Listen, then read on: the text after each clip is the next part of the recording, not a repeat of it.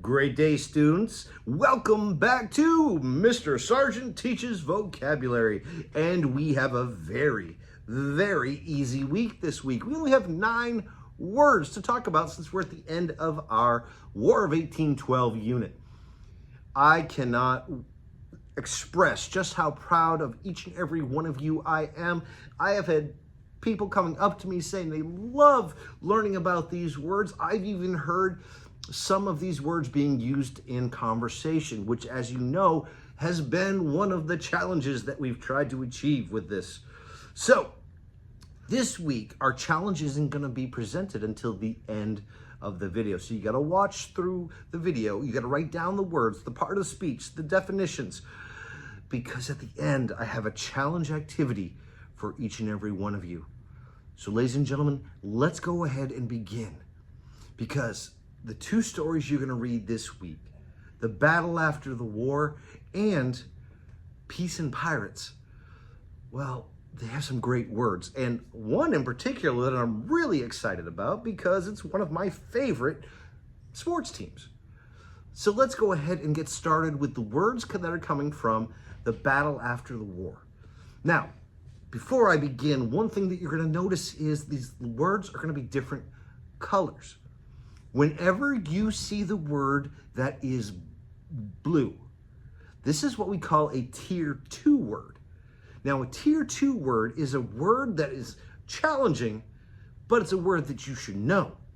These are words that you can use on a daily basis, use in everyday conversation, and definitely recognize when you read. Now, when you see the word that is red, these are tier 3 words. These are the super challenging words that aren't used as much, but will definitely make you feel good when you get to read them and understand what they mean. So, ladies and gentlemen, keep an eye out, not just for the pause down here, because you know what that means, but look for the red words being tier 3 and the blue words being tier 2. Okay? So, ladies and gentlemen, let's go ahead and begin with the words from The Battle After the War. Now, there are only 4 words from this story, so let's go ahead and write them right now. We have astonished, retreated, strategically, and truce. Hit the pause button and definitely write those words down and get ready to write the part of speech and the definitions. There are some very easy definitions.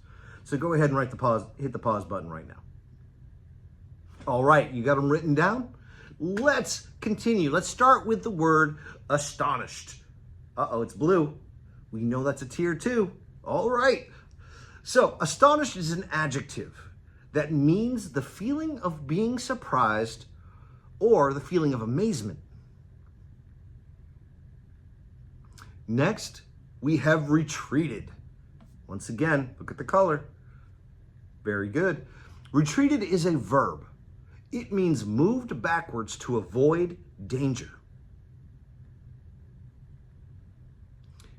Next word is strategically. Strategically is an adverb that means carefully planned to meet a specific goal. And finally, we have truce. Uh-oh, truce is red. You know what that means. Level 3. Truce is a noun that means an agreement to stop fighting or arguing. All right, so do you have all 4 of those words? Astonished, retreated, strategically, and truce? Very good. Do you have the part of speech as well? Do you have the definition? Excellent. Let's move on to the story, Peace and Pirates. Sounds like a very interesting story. Now, in Peace and Pirates, we have 5 words. Okay, I'm going to tell you right now, 3 of them are red, which means tier 3, and 2 of them are tier 2. So, ladies and gentlemen, let's go ahead and start.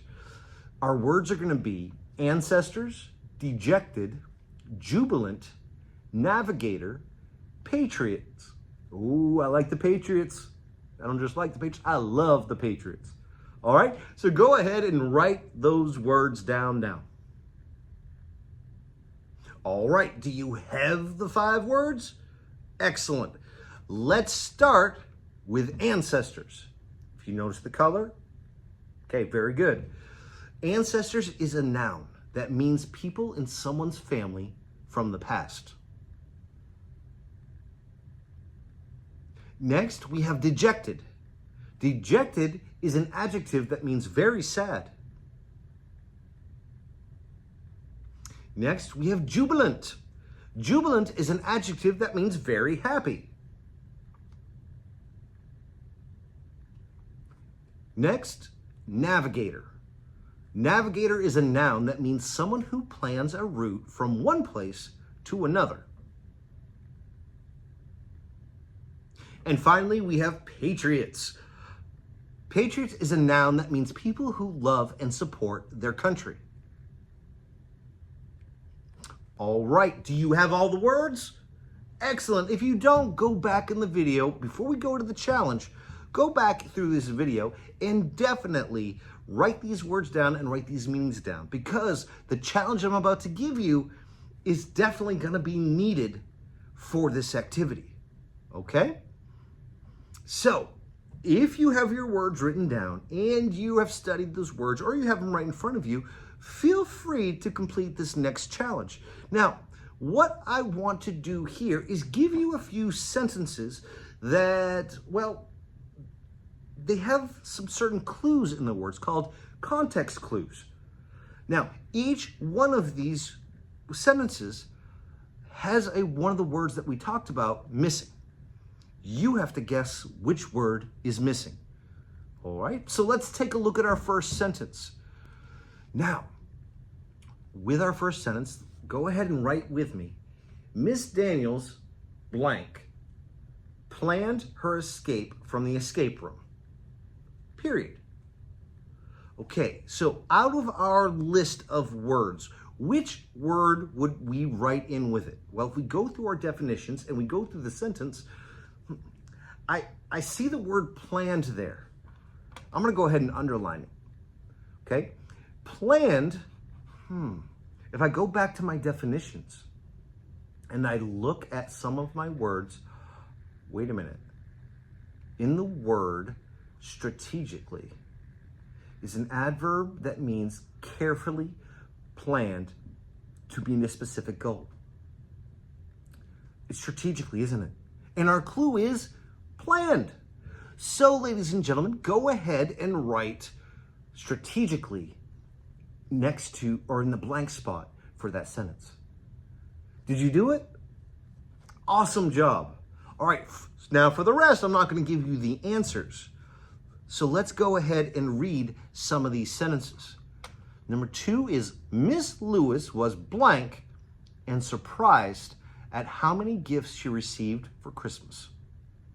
So what you should do is go ahead and write the sentences, write it with the blank for right now, hit pause, and go back into the video or go back into your list to see what word would go in there. All right? So as we go through these, if you see the pause button, hit the pause button and definitely write these sentences and then see what words would fit in.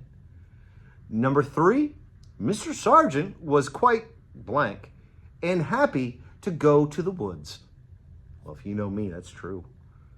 Number 4, Jesse was his car's blank and planned out his family trip. Number 5, Mr. Dunn loves to study about his blank and where his family is from. Number 6, Peyton blank and ran away when they saw the angry dog. Number 7, Jalen and Thomas made a blank and made peace after they had an argument. Number 8, Kayla felt blank and sad after her experiment did not work.